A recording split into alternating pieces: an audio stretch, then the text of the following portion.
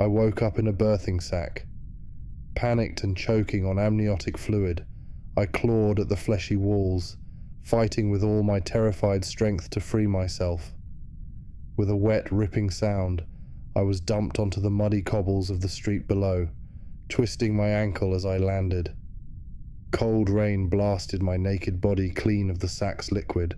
I tried and failed to get to my feet. The street was alien to me, an insane medley of architecture ranging from the modern to the prehistoric. The sky above boiled with storm clouds, illuminating my surroundings with non-stop flashes of lightning.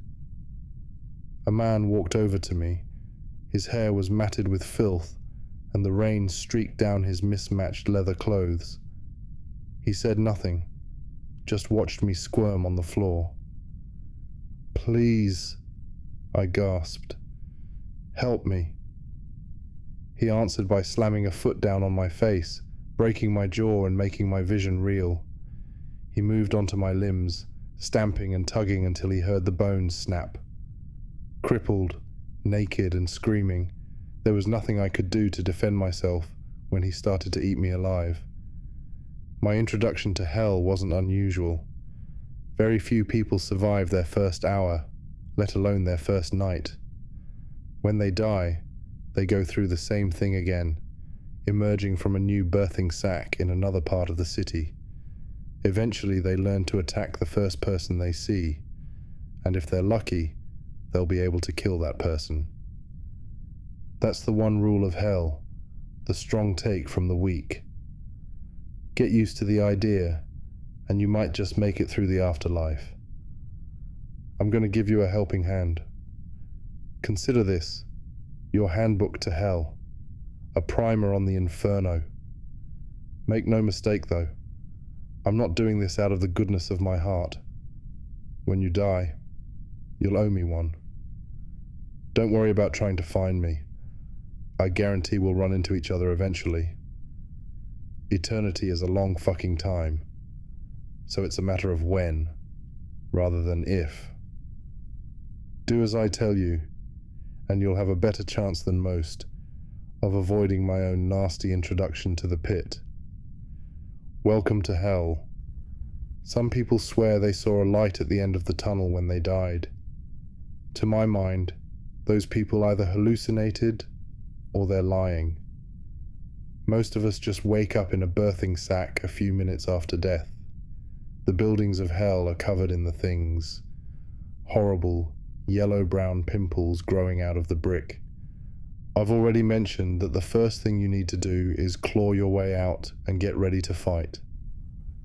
This is where the real bitch of the situation comes into play, since not everybody has the strength to break through their sack's flesh. You get the body you had just before you died, see? So, let's say you were born a cripple, or maybe you died too young or too old. Tough shit. You're going to have a rough eternity drowning in birthing fluid over and over. If you manage to break free of your sack, don't waste time moping around, wondering what the fuck happened. Get on your feet and get ready to defend yourself. Chances are good that the first person who sees you will be hungry. There are no plants or animals in hell, so cannibalism is your only option if you don't fancy starving to death and having to start over. Aim to kill the first person you see. It might take a few tries. Most of hell's residents have been fighting for survival a lot longer than you. They might have armor made from tanned skin, scavenged metal and bone. They'll almost certainly have a shiv, club, or axe. All of that will be useful to you if you can take it from them. The next thing to do is find shelter. It never stops raining in hell, and pneumonia is a shitty way to die. Luckily, you'll have a selection of buildings to choose from. Ever wanted to live in a rundown Victorian manor with half a roof and no furniture? How about an ancient Egyptian mud brick hovel? If people have built it, you can find a crumbling version of it in hell. Pick a building, kill any squatters you find and move in. The best houses are the ones that come with a supply of scrap metal and timber. Not only are these good for making weapons with, they're also vital for getting drinkable water. I learned the hard way that Hell's Rain is teeming with disease. It has to be boiled before it's safe, so getting a fire going and something to make a bowl with is a necessity. So, we've killed our first man and found a home. Things are going well. Get that far, and you're going to want to hang on to what you have forever. You won't. Something will kill you eventually, and you'll have to start over. My record is a year. If you want to beat that, you'll need to understand hell and its denizens. The damned. The people of hell can be grouped into two categories. The first, the fresh meat, are those who've just climbed out of a birthing sack. It's kill or be killed when it comes to fresh meat. Always has been. The newly birthed want clothing and tools, and will kill to get hold of them. The second category, the residents, view fresh meat as a quick and easy supply of food, leather, and bone. Residents have an easier time of it for sure, and all of them will fight to retain their resident status for as long as they can. Make no mistake though, residents victimize each other just as much as they prey on the fresh meat. If you're a woman, for instance, well, you better get over any hang-ups you have about assault. Women get assaulted in hell far more than men. It's just a fact. If you're not one of those bodybuilders or warrior women, do the smart thing and prostitute yourself for protection. Self-respect doesn't keep you breathing. Remember how you get the body you had just before you died? Well, that fact forms the core of hell's society. The truth of the matter is that throughout history, it's usually been men who die in battle. That means that in hell, there are a lot of men with young, strong bodies fit for war. Don't like it? Tough. Those are the guys who call the shots. If you can't fight them, you better do as they tell you. If you live long enough and fight well enough, you might get invited into one of the resident tribes. These are groups of people who band together for the sake of safety in numbers. Believe me, being part of a group makes things a lot easier in hell. However, keep in mind that you're only part of the tribe for as long as you're a resident. Get yourself killed, and it's back to being fresh meat. Tribes offer the closest thing to civilized society you'll find in hell. If you're part of a tribe, you have people on your side who probably won't kill you unless shit gets rough. Doesn't sound like much, but that's about as good as it gets. My own survival record was thanks to getting into a tribe. Life was good for a while there. We had about 50 soldiers and plenty of girls to fuck. Nobody could touch us, and the men abided by an honor code, so the usual fear of being stabbed in the back by your friends wasn't too much of an issue. I could have spent my eternity in reasonable comfort, but hell has ways of fucking over a good thing. Human flesh and boiled rainwater doesn't exactly make for a balanced diet, and sooner or later even the strongest resident dies of malnutrition. I did well to last a year on it, though the last few months were agony. If I believed in God, I'd swear he designed hell in such a way that nobody stays on top of the food chain for long. The city and the wasteland. Most of the damned are living in Dis, the city of hell. That's where all the fresh meat is born, and considering the size of the place coupled with the short life expectancy, a lot of people will spend eternity without ever setting foot outside of Dis. Take my advice. Do not leave the city. Things are rough on the streets, that's true. But trust me when I say, it gets a whole lot worse if you try to leave. Dis is surrounded by a wasteland called Gehenna. At first glance, it doesn't look like much, just an empty expanse of grey stretching out into infinity. Sometimes the damned lose that fire in the belly, the will to survive, and set off wandering into Gehenna. Most of them never come back. I made the walk myself once, a long time ago. I don't care how hard you think you are.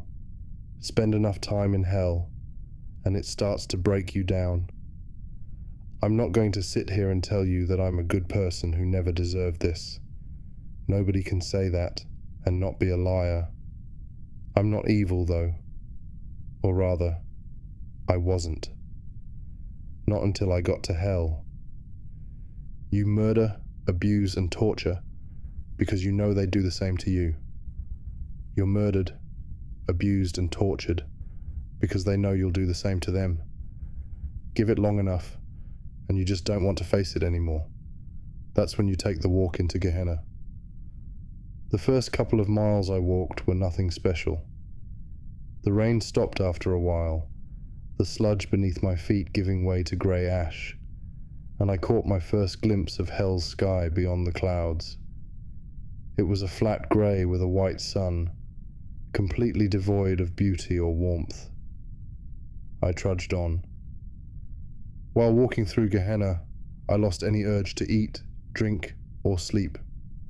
My body started to waste away, but I didn't care.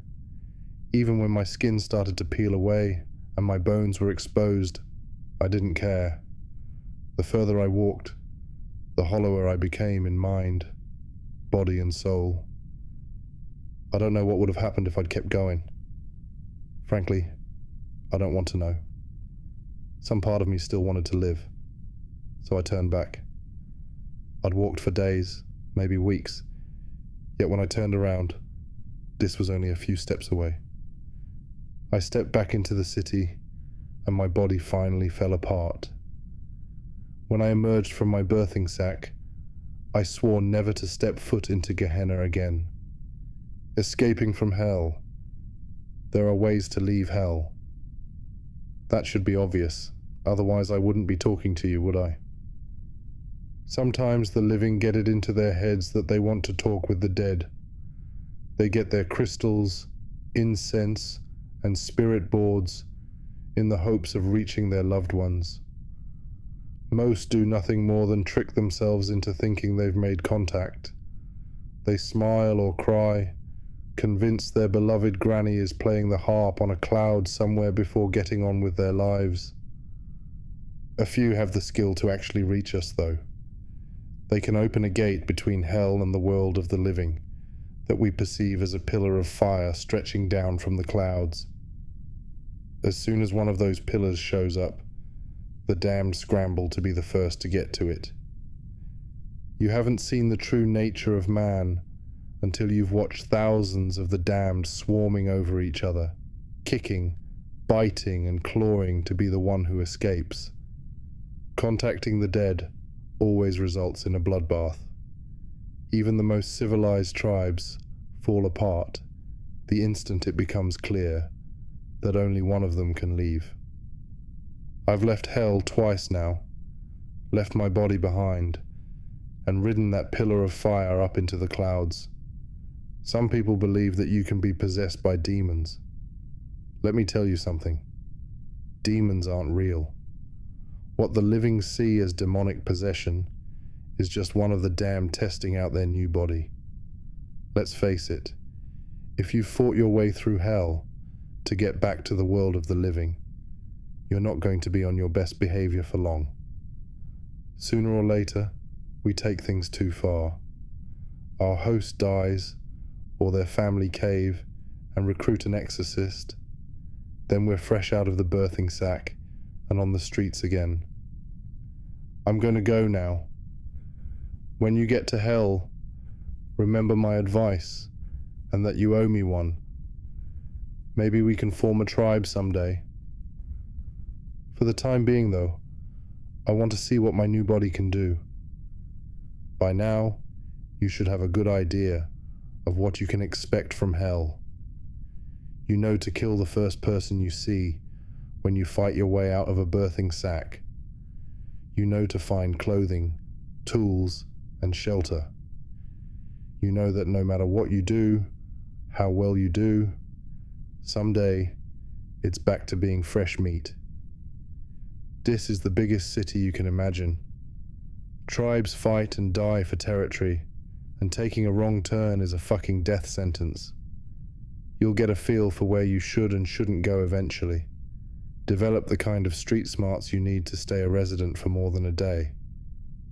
Even so, there are places in Dis that you should know about.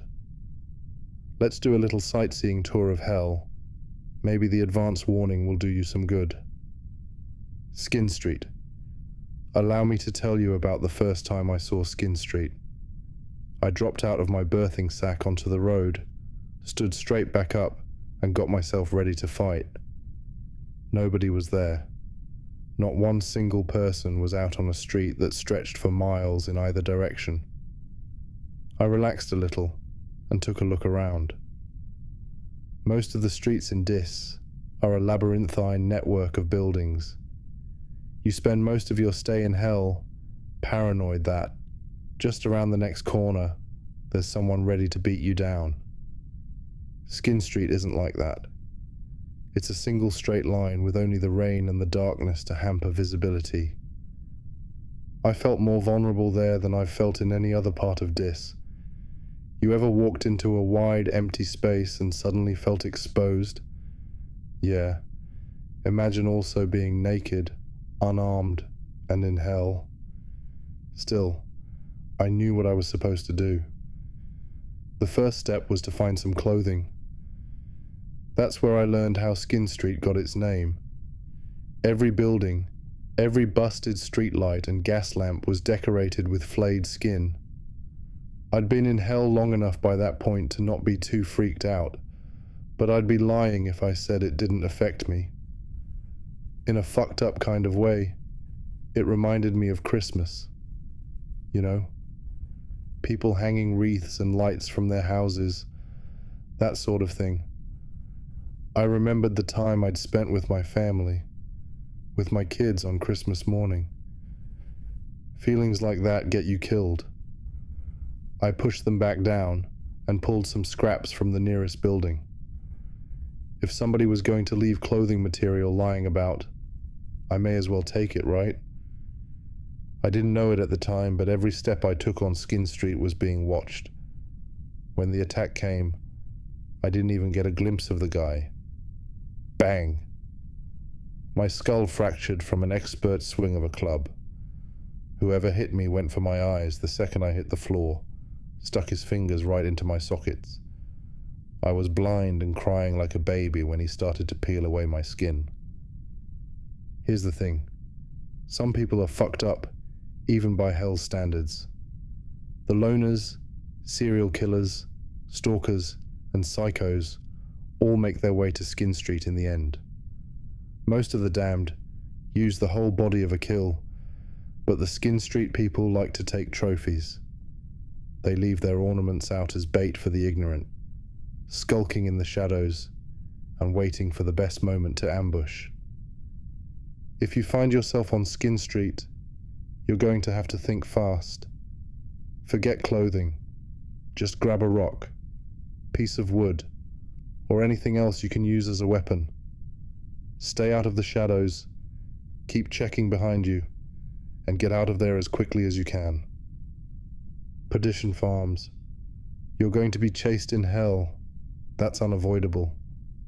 At some point, you'll stumble into somebody bigger than you, or you'll find yourself outnumbered. Forget about a fair fight. If somebody can take you down without you fighting back, you bet that's what they'll do. It's easy to lose focus when you're running for your life. You can forget to pay attention to your surroundings. That, my friend, is a big mistake. The outskirts of Perdition Farms are littered with billboards. They promise free food and safety to anybody fucking stupid enough to believe them.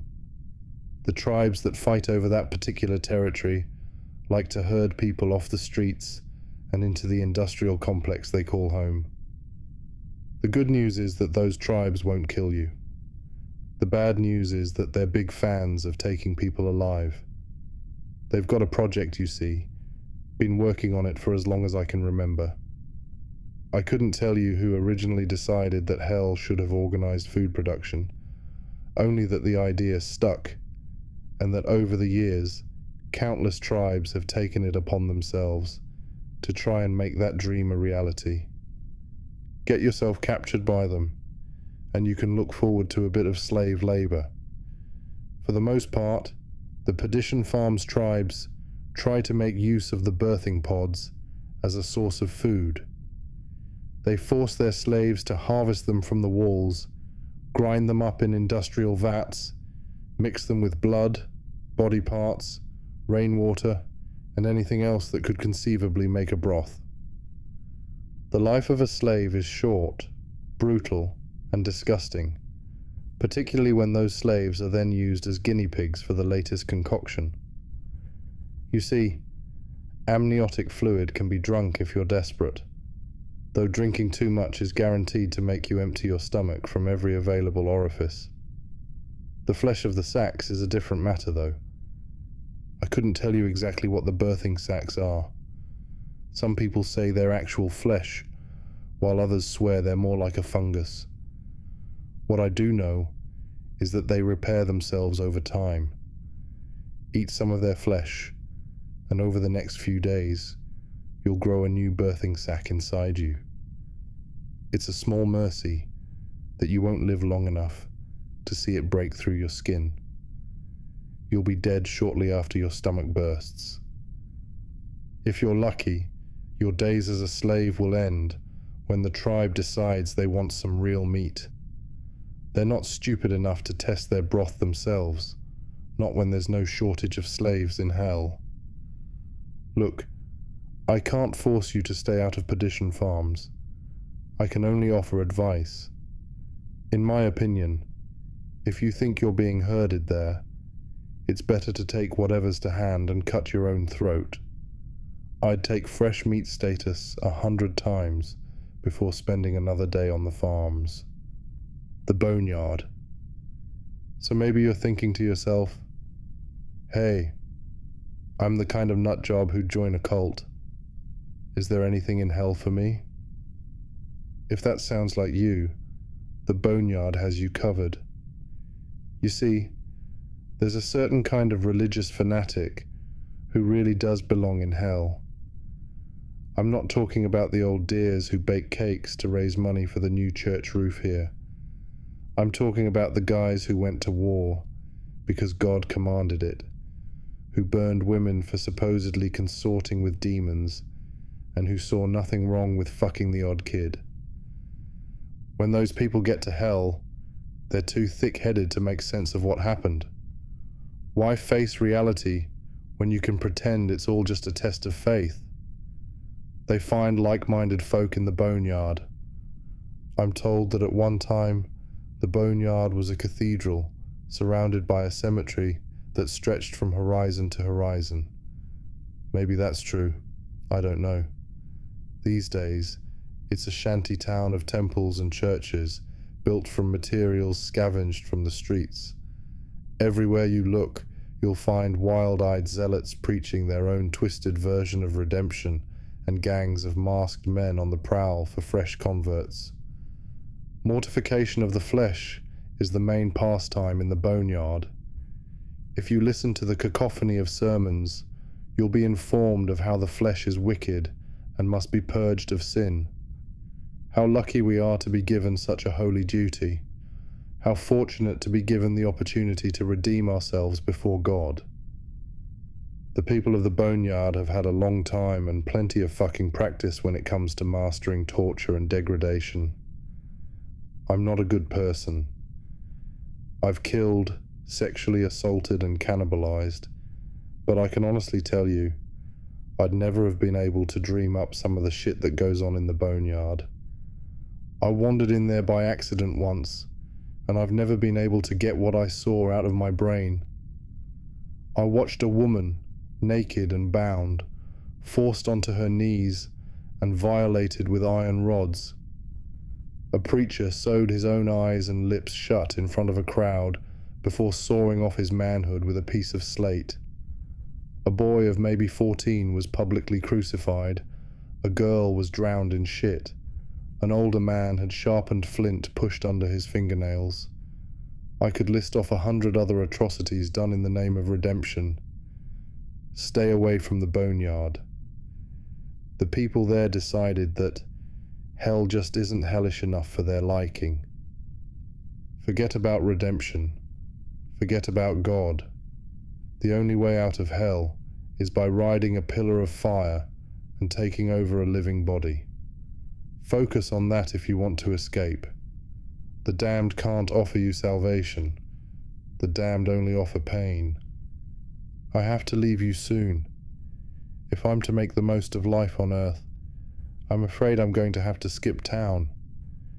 While I've had plenty to keep myself entertained, this body just isn't suitable for a run-in with the police.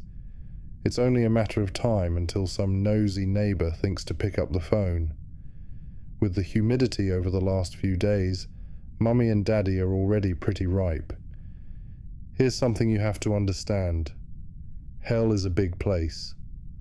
I've given you fair warning about a few of the locations I myself have run into, and that will have to do. Even if I wrote a library's worth of novels solely dedicated to mapping out the distinct locations within Dis, I still couldn't tell you everything about the city. What I can do is give you a bit of information about some of the damned. The Slaughterman. Take a moment to think about all the celebrities you know. How many of them do you reckon would do well in Dis? Not many, I'll wager. Perhaps none. Fame and fortune on earth doesn't count for shit when you're dead. Very few people are strong enough, mean enough, and downright psychotic enough to earn a reputation in hell. Those few who have what it takes are people you never want to meet. The Slaughterman is one of hell's legends. A huge bearded man with filed teeth, bloodshot eyes and foam on his lips. Rumor has it that the day he first emerged from a birthing sack, he was unlucky enough to land at the feet of a slaver tribe. Well, those tribesmen chuckled to themselves and readied their clubs and whips, only too happy to take some fresh meat captive. Outnumbered 12 to 1, naked, unarmed, and brand new to hell, most people wouldn't stand a chance. If you believe the stories, the Slaughterman shrugged off the clubs battering against him, and the whips cutting into his flesh as though they were insect bites. He picked up the first slaver, put his hand into the man's mouth, and pulled his jaw right off his skull. He moved on to another, then another, tearing them apart with his bare hands, until the survivors turned and fled. Nobody knows for sure who he was in life. I've heard theories, though, the most popular one being that he was the berserker of Stamford Bridge. Supposedly, a single Viking held up the English army single-handed. It didn't matter that he could never win, that he was outnumbered, that his enemies had better weapons and armor. He stood on that bridge, and he fought. By the time he was brought down, he'd killed no less than 40 men. I don't know how true any of this is. I've never seen the Slaughterman for myself, and I don't fucking want to.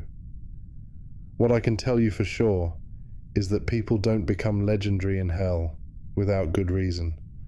I'd guess that the only one who knows the truth is the Slaughterman himself, and he isn't saying anything. Since the day he arrived in hell, he's only spoken once. The fleeing slavers heard it as the Slaughterman tore their tribe apart. Naked, bloody and surrounded by corpses, the Slaughterman looked up to the storm-racked sky and bellowed a single word. Valhalla. Hellhounds. How about a little story? I wasn't new to hell. I'd made myself some clothes and a wooden club, found shelter, and had a big slab of meat roasting over a campfire.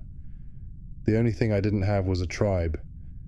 The area I'd been birthed in seemed slummy, even for Dis, all half-collapsed hovels and mud huts. Iron was scarce, barely enough to make myself a water bowl.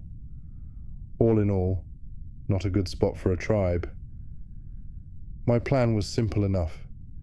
I'd have a decent meal, carve myself a shiv or two in case I lost my club, then find somewhere more or less dry to sleep. After that, I'd set off to look for a tribe. Even the mildest tribal initiations result in a few scars and a broken nose, so I wanted to be as well rested as I could be.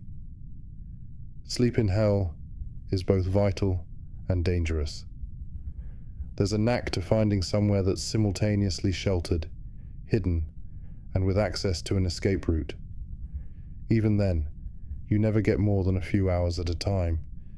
In hell, the slightest suspicious noise should scare the shit out of you. A low, throaty growl definitely counts as a suspicious noise. I leapt out of my impromptu nest of skins and wood, raised my club and returned the growl with one of my own. A woman had crept into my building and was staring at me with dilated pupils. She looked to be in a bad way, skinny, naked, and covered in weeping sores. Her lips peeled back to reveal broken and jagged teeth. It took me all of a second to size her up. She'd been living rough for days or weeks. Judging from her protruding ribs and bloated stomach, she was well on her way to dying of starvation. So, she was weak, hungry, and didn't even have a weapon. "I've already eaten," I said, relaxing a little and giving my club a few practice swings. "No sense in letting you go to waste, though." I took a step towards her and she bolted, just turned right around and scampered away in a strange animal gait. I took off after her, certain that I could outpace her. Even if there wasn't much meat on her, bones can still be useful. I chased her through a few streets, struggling to keep my footing on the muddy ground. When I finally got close enough to swing my club, she stopped dead. The suddenness of it caught me off guard, and I tripped over her, losing my club as I fell. She howled in triumph, a sound that was echoed by a dozen other throats. That day, I learned two things about the hellhounds: the people who lose their minds and become little more than beasts after enduring centuries in hell. Firstly, they have the necessary animal cunning to hunt as a pack. Secondly, human teeth and fingernails are perfectly capable of ripping flesh from the bone. The surgeons. Modern doctors rarely thrive in hell. Academia and reliance on technology don't leave you in the best state to endure the endless violence and brutality. There are exceptions, though. The people who learn to sew their friends back together amid the machine gun fire of the Somme. Shamans, witch doctors, and holy men who endured famine and warfare. Survivalists who knew how to cauterize their own wounds in the middle of a forest. Those are some of the people who might just be strong enough to ply their trade to the damned. After all, working knowledge of basic medicine is just one of those things that's beyond a lot of the meatheads roaming Dis. Most of hell's surgeons find a tribe as soon as they're able. Their tools might be crude, but they soon learn to make do. Flint, slate, and shards of glass serve as their scalpels. They make thread from human hair and needles from slivers of iron. Whenever a member of the tribe has an infected sore, a surgeon will be the one to drain the pus. A tribal surgeon could well save your life, but they'll do it without anesthetic. Then there are the freelance surgeons, the people who try to go it alone. They make themselves a uniform, the theory being that the damned will recognize them if they all look alike. It doesn't really work, but then you can't expect much logic from people who've lost count of how many times they've died. For one thing, fashions change over time. I'm told that freelancers wore headdresses and bone necklaces at one point. The current trend is to mimic Venetian plague doctors by donning a beaked mask and wearing a long coat of fire-blackened skin. Freelancers are rare. Very rare, in fact. You'll see thousands of the damned for every freelance surgeon you come across. When you do come across one, be fucking careful. Firstly, surgeons don't get a free pass in hell. The damned are more likely to attack a freelancer than they are to barter their tools, clothes, or slaves in exchange for his services. You can't be certain if the man in the bird mask and black coat is really a surgeon or somebody who murdered a surgeon and took his clothes. Perhaps they made the outfit themselves in order to draw the weak and the wounded close. Advertising doesn't always work as intended in this. If the freelancer turns out to be genuine, that doesn't give you an excuse to drop your guard. Freelance surgeons aren't usually the most stable people. Put another way, freelancers are usually sadistic fucking psychopaths. Sure, they might stitch you back together and send you on your way. They might also decide it would be more interesting if they stitched you to somebody else. They might think paying an arm and a leg for their service should be taken literally. They might turn out to be some wannabe serial killer who's yet to find their way to Skin Street. For each freelancer trying to do a tough job in a tougher place, there are a dozen or so Mengeles who want to try out their toys on somebody too injured to fight back. Stick with your tribe's surgeon if you're lucky enough to have one. Failing that, learn to patch up your own wounds. Trust me, if you're able to read, you've already got the intellectual advantage over a lot of Hell's residents. Universal education is pretty recent. Freelancers aren't worth the risk. Cambions. I'll be honest with you here. I don't know if Cambions actually exist. What I'm going to tell you is something that somebody else told me. It's up to you to decide if it's true or not. Personally, I really fucking hope it isn't. People sexually abuse one another in hell. It happens a lot. If you're not strong enough, it'll happen a lot to you. The good news for the ladies out there is that damn men fire blanks. You'll almost never be impregnated. I say almost never, because if you believe the stories, there's an incredibly slim chance that a couple of those little swimmers will be awake and looking for an egg. Just to put this in perspective, we're talking conjoined twins levels of unlikeliness here, and that's just conception. The chances of a pregnant woman surviving the full 9 months in hell are probably conjoined triplets levels of unlikely. You're talking about a perfect storm of beating the odds here, but this is eternity. A monkey randomly mashing keys on a typewriter will eventually produce the complete works of Shakespeare if it goes at it for eternity.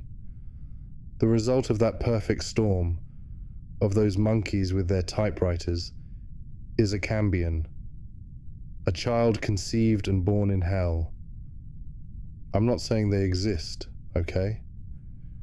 I'm saying I've met somebody who swears it's true and that he's seen a cambion for himself. You see babies in their birthing sacks from time to time. Usually it's just a body. Occasionally you see one drowning. Most of the damned ignore them. They wouldn't survive a day on the streets, even if you could afford to devote your full attention to them. Better to leave them be. It's only the really fucked up people who cut through the sacks and...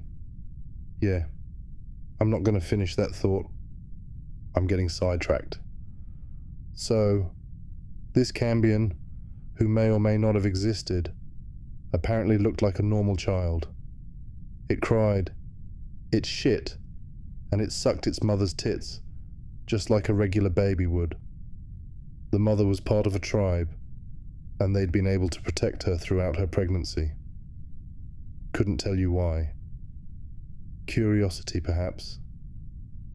When it was born, The whole tribe gathered around to have a look. Among them was the man who told me this story, somebody I'd meet years later and eventually kill. This man cut the baby's cord and lifted it up to his face. Every man in the tribe had sexually abused the mother at one point or another, and he wanted to see if the child looked anything like him. The Cambion looked like a normal child in every way but one. Its eyes were dead, lifeless, like a doll's. Sure, the kid was alive. It wriggled and cried like a normal baby. Those eyes were wide open though, not scrunched closed like a newborn's eyes should be. Wide open, empty, doll's eyes. I can't blame them for killing the child. Something like that just shouldn't exist. The last body I had in the living world didn't cope too well with my mind driving it. It's sometimes hard to remember that the lessons you learn in hell aren't a good fit for the civilized world. When murder is just a normal part of existence, you tend to keep doing it out of habit. The inevitable result is either death or exorcism, and a trip back to the city of Dis. Safe to say, I got a bit carried away the last time I was here. After my last taste of freedom, I knew that I had to get back out of Dis. My existence ever since I squandered my last host has been utterly dedicated to fighting my way back into a pillar of fire. I had to escape Dis.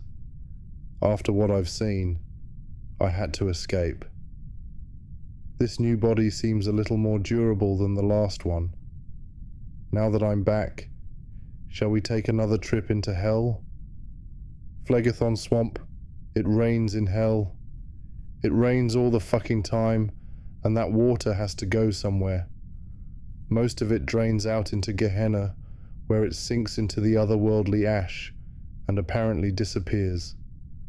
The rest flows either into the sewers beneath the city, or it collects in Phlegethon Swamp. Remember how it's a bad idea to drink the rainwater in hell without boiling it? Well, Phlegethon's water will kill you no matter what you do with it. Even letting the stuff touch your skin can be deadly. You see, the swamp isn't just filled with disease and rot, it's also brimming with chemical waste. One pool might simply be undrinkable, but another might dissolve your flesh. If you're mad enough to travel to Phlegethon, or unlucky enough to be born there, your odds of survival are slim. Phlegethon's waters are inky black, and it's impossible to tell just how deep a pool is by looking. It could be an inch, or it could be a mile. You never know whether or not your next footfall will plunge you into the cloying abyss. Worse still, there are places where the sewers gradually drain the water and create unseen vortices, capable of dragging down even the strongest of the damned.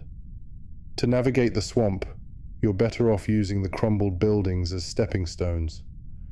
The corrosive water causes wooden supports to wither and collapse, so there's plenty of debris lying around to stand on. Even so, if you don't take it slow and keep your balance, it's easy to slip and subject yourself to a fucking agonizing death. Last but not least are the wildfires. These are the reason that even the most insane tribes don't try to establish a permanent stronghold in Phlegethon Swamp. All that chemical waste and decaying matter makes the swamp extremely volatile. A lightning strike or buildup of gases can result in immense explosions that ignite Phlegethon's surface for miles around. Wildfires move fast. I guarantee you that you won't outrun one. Cocytus.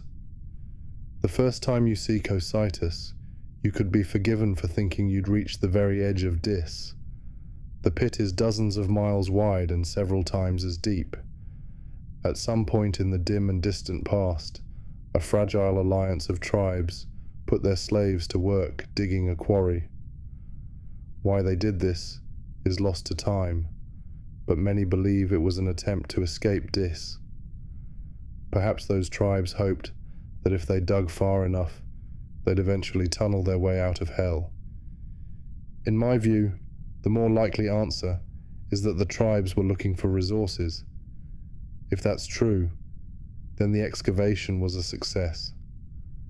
Miles below the surface, beneath the rock and dirt, there are caverns filled with veins of iron and copper. So far underground and sheltered from the relentless fucking rain, it's far easier to create a fire hot enough to smelt ore. The value of such a position wasn't lost on the tribes, and that alliance soon showed just how brittle it was.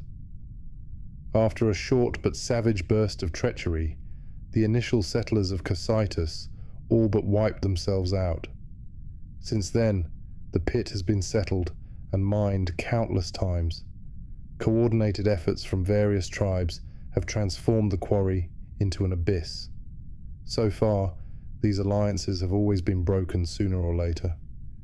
Cocytus has many paths into its depths, and the lower you go, the more labyrinthine the pit becomes. The sprawling caverns shelter entire shanty towns and crude smelting facilities. Some are abandoned, others have been lost to cave-ins.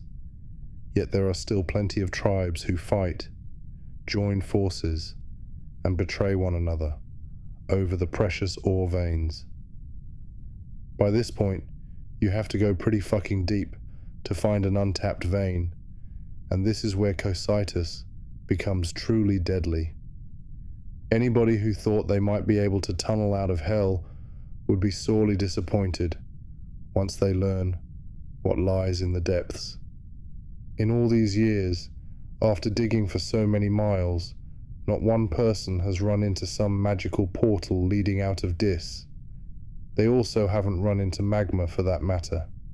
Instead, the deeper you go, the colder Cocytus becomes. I've never been to the very bottom myself. I'm told that down there, the air is cold enough to freeze your blood and shatter your skin. Maybe that's true. I could certainly believe it. On the rare occasions I've been to Cocytus, I've always had to turn back once the walls became more ice than rock, and the narrow walkways became a death trap. If you have the numbers to do it, Cocytus is still a valuable place to settle. Just remember that when hunger, cold, and greed are your constant companions, none of the damned can be trusted. The Pale Witch. I've told you about the Slaughtermen previously, but hell has other legendary figures, each with their own sobriquets. The Ripper, the Grim Doctor, the Tyrant, and many more. So far, I've only encountered one of these figures.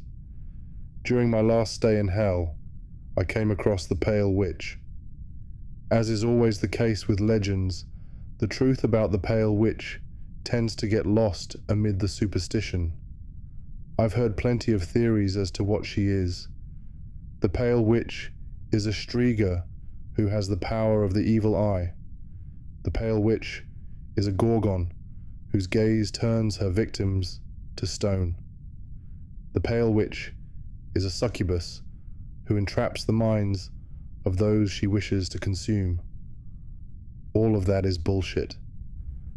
I've seen the Pale Witch, and I know the truth about her. When I first saw her, I didn't realize who I was looking at. She was naked and locked in combat with an armed resident, so I just took her for fresh meat. Here's a tip for you. If you see a resident fighting fresh meat, kill both of them while they're distracted. I planned to do exactly that, but something about the fight seemed off. Residents usually have the upper hand in a fight against fresh meat, and this particular bout definitely seemed about as one-sided as it gets. She was naked, whereas he was clad in leather and bone. She was unarmed, whereas he had a club. She was waifish, whereas he was huge. Despite him having the advantage, the resident was clearly terrified of her. The rules of hell dictated that he should have cracked her skull, taken her skin and eaten her flesh, but that just wasn't happening. He was uncoordinated and apparently desperate to escape. Every swing he took was clumsy, and the blows he did manage to land on her didn't seem to have any effect. I could only stare as this naked, vulnerable woman took the resident's club from his unresisting hand and swung it at his knee. I'm accustomed to the sound of bones breaking by now, but this time the noise caught me off guard. How the fuck was this happening? She brought the club down on his other knee, then his elbows, then his ankles, then his shoulders. She left him broken and screaming on the floor. She could have finished him off with a blow to the head, stolen his clothing, and taken her rightful place as a resident. That's how hell works. Those are the rules I've learned through bloody trial and error. That isn't what happened. Rather than kill him, she sat down beside him in the mud and took his hand in hers. I actually thought she was going to console him, until she started breaking his fingers. One by one, she snapped the fingers on both his hands with a calmness that made no sense to me. Torture is common in hell, but there's always a purpose behind it. The people in Skin Street do it out of sadism, and the people in the boneyard do it for their insane purification rituals. This woman did it without emotion and without reason. I honestly don't know if she even understood that she was hurting him. I don't think her mind works the same way as ours. Eventually, the resident lost consciousness. A man can only take so much pain before the shock gets him. Surely now she'd be satisfied. Surely she'd take his clothes and restore hell's order. No. She stood up, tilted her head slightly, and uttered a noise for the first time. It wasn't a victory cry, nor was it even a sigh of relief. Instead, the sound she made was nothing more than a faintly bemused It was as if she couldn't comprehend why her plaything had stopped moving. She stood up and stepped away from him, apparently content to leave him alive, unconscious and crippled on the ground. She kept his club, but didn't take his clothing. The cold and rain didn't seem to bother her. Then she looked at me. In that instant, I knew I was looking at the pale witch. I looked into her eyes, and I couldn't fucking move. I understood what she was straight away, and the sheer terror of it froze me. The pale witch isn't a Striga, she isn't a Gorgon, and she isn't a succubus. The pale witch is a Cambion. It's hard to put into words exactly how paralyzing the sight of a Cambion is. That perfectly serene face, and those dead staring eyes, just don't belong on a body that's otherwise human. It was like looking into the face of a mannequin, and knowing that it's looking back at you. That noise again. That kind of detached curiosity shouldn't exist in the world of predator and prey. Might makes right.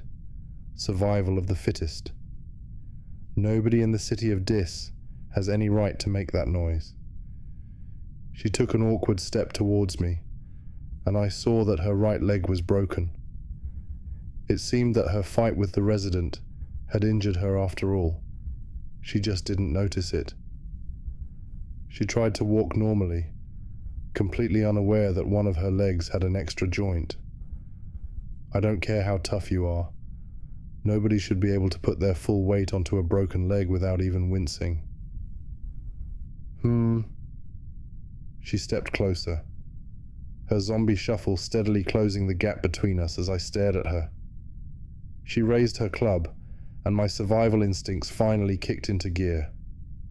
Her transfixing spell broke just enough for me to stumble backwards and avoid her swing. I ran. I ran from a woman with a broken leg, and I'm not even ashamed of it. Looking back on my experience, there are some things I just can't comprehend. The Pale Witch is a Cambion. I'm certain of it. She was born in hell, and hell is all she's ever known. She also looked to be about 30 years old. That just shouldn't be possible. No baby survives long in Dis. Even if they had a tribe to protect them, there just isn't enough nourishment for an infant to grow into a toddler, let alone an adult. The pale witch is a walking impossibility. Her existence is a defiance of all reason. I would endure every torture the people of Skin Street and the Boneyard could conceive of, if it meant I would never have to look into her eyes again. I have to get going now. But remember, when you get to hell, you owe me one.